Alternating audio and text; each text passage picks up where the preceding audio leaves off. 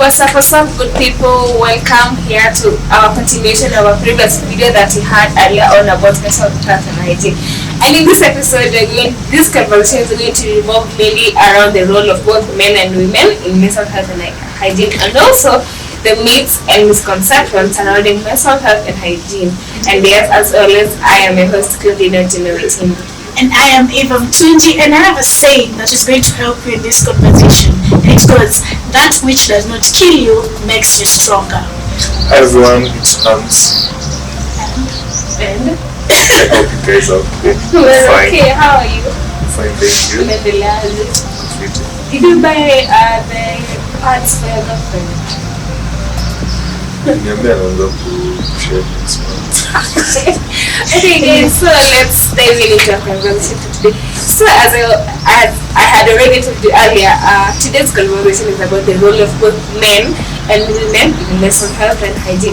So Hans, what do you think are some of the roles of men and women, like if we try to combine the two genders, what roles do you think we should all play in this conversation?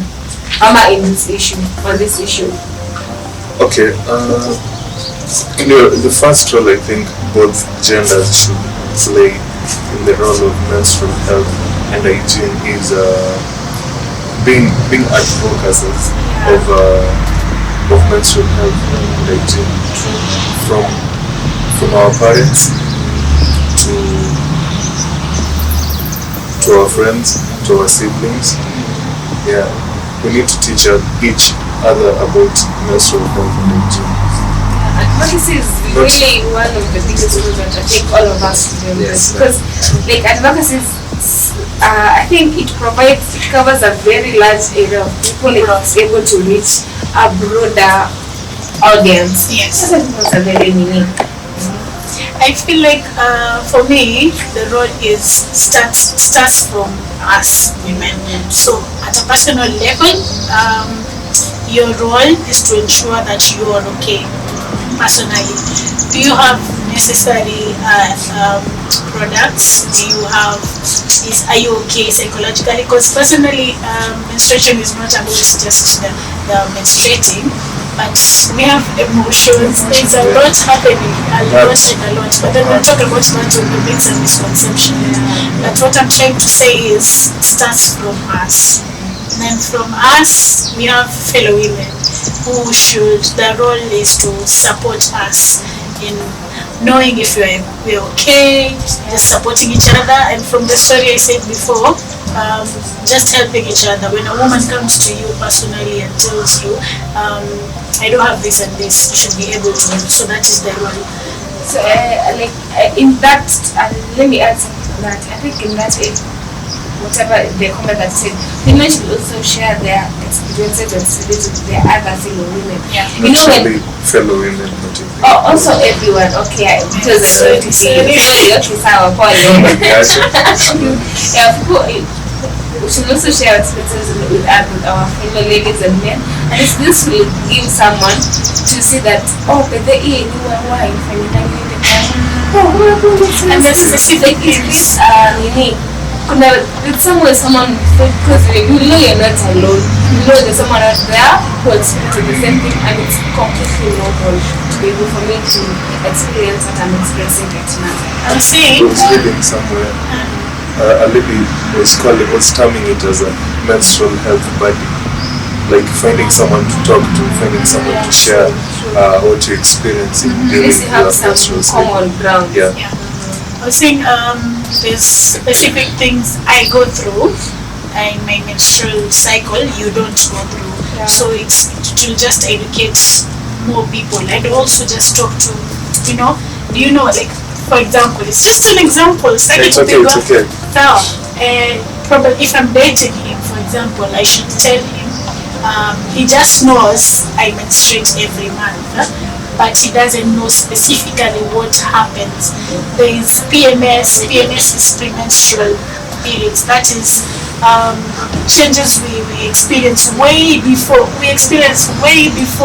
the period starts. So it's important to tell partners or men of different genders that this is what you go through, specific, and not just telling them to unaweza kuwa unamwambia unajua sasa tunapata menstrual like these are two details, small details, because it's also accompanied with mood swings. Like it can come, like it's not because they want to, it's just because of the hormones that is acting. Like it can't even be in as much as they can. Like when you can snap at someone, you can maybe talk to someone, and then later on after umeshamaliza badly. And also add another role is for women. For us women, it's our responsibility for us to educate ourselves and for us to know, like unafaa tu kujifunza, like I should know how my menstrual cycle is, I should know the products that I'm struggling for, because knowing this really helps a long way, because itafika point maybe you're in a situation where you can't even ask for help from someone. All you have to do is okay, what happens nikianza pata periods na kujani sibeba nini ya kunisaidia on what happens in situation where you're not even able to afford something from your solution. So I think it starts with us. We're going to take care of ourselves before someone else akuje a step into your spot or place in order for them to understand how you're feeling. Yeah. Actually, before I allow Viva to speak, I have a question for both of you. So kama mshafika hii point you are free with your partner to a point that you can allow him access your this app that you guys use. Oh, the one that track. Yeah, the track, the menstrual track. I don't know kama mshakuwa free to that point, you allow him to access it I don't know, maybe for some of the ladies I think maybe kuna wenye wao wanakubali. Kuna wenye wanakubali, but personally I don't use the track. You don't use the track? Yeah. There's some women, some don't. Yeah. But sorry, I have a question. A lady alikuwa actually she was saying that she was okay if the boyfriend accessed her tracker to ye pia anaweza fika point ya pana safe days and he's like, oh, I'm safe. Unajua the guy needs to know she's safe this time. Yeah. So I think for them when we build that women narrow that gap to a point in both of them are free. It's a safe space. Yes, a safe space for both of them. And also to add on the roles that you're saying, I also think that men, the way they can, the role that they can add on is, you see this when the men in politics, like the men who have the power to maybe create or have an impact, like they should ensure that they normalize and they also advocate for menstrual health and hygiene. Because unaweza pata pia hasa they have rights, they have children, ladies, and also and they should also they should also ensure they should also ensure that proper sanitation facilities are put in place. You imagine going to a place where the sanitation is not neat, it's not clean, like it's not right. And then and then also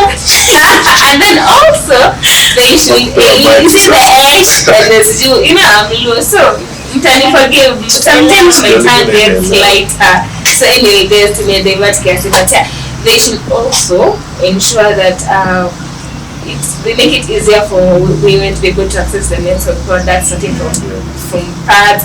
Like when I was advocating, I said, hey, you guys, like the way pads have been results in the panda and stuff. Like they should also fight for us. Like such a women and we need care. Having them on our side by them supporting us, it will really come a long way for us. I think we should dive into the myths and misconceptions now. Yeah. So that this perhaps a little bit. What are you even saying? It's the main So before we go to answer myths and misconceptions, maybe because we have a male here, we have the opportunity to ask him before we dive into them. What do you think women go through when they're on menstruation? Just a general overview before we start. Okay, my thoughts will be based on my understanding and my experience. Mostly there's a point where most ladies, okay, let me talk of the physical and emotional part. They're mostly emotional. Unapata kuna mood swings, kuna moods. Unapata sahi utacheka muongee, then all of a sudden you have change. And then saying yourself, no, what have I done? What's doing it? Nafaa kufanya nini? Kama kuna kitu nafanya ni wrong. Yeah. Then again there's a physical pain. Kuna mwenye atakwambia anaumwa na mgongo, kuna mwenye atakwambia an experience pain somewhere. Actually ni hizo mostly physical and emotional. Yeah, you're very knowledgeable for a guy. Mshukuru wasichana nimepatana nao. Clap for you. So you can start. For me, there's this myth that people say that if you are menstruating and you can't swim, nana you want to be here. How much further swim now? Nana not rather swim. Why? How are you able to? Because we have, as I said, we have different products that we use. It's different. I'm really using pads. Wengine wanatumia tampons, and then there's also some kind of menstrual cups. I don't know. But that is not majorly common among many people. But if you never use a menstrual cup, it's there. It's like a small cup. No. Yes, okay. They just like a small cup. Yeah. So when easy zinafanya like walimu wanaweza data kwa stream and they're very comfortable doing that. So inaweza jibamba. Because ukitaka kama unaweka tu tampon, just go namaliza kutoka. What is a bit your love? Myth ya kwanza najua, and I think it's an offensive word. People terming menstruation as dirty. Yeah. Nasema menstruation cycle dirty. Nani aliwaambia ni dirty? Come on guys, it's a biological thing. Yeah. It's just blood that yuko nayo kwa damu yenyewe pia uko na kama manzi yake ikikata si damu pia inatoka maji.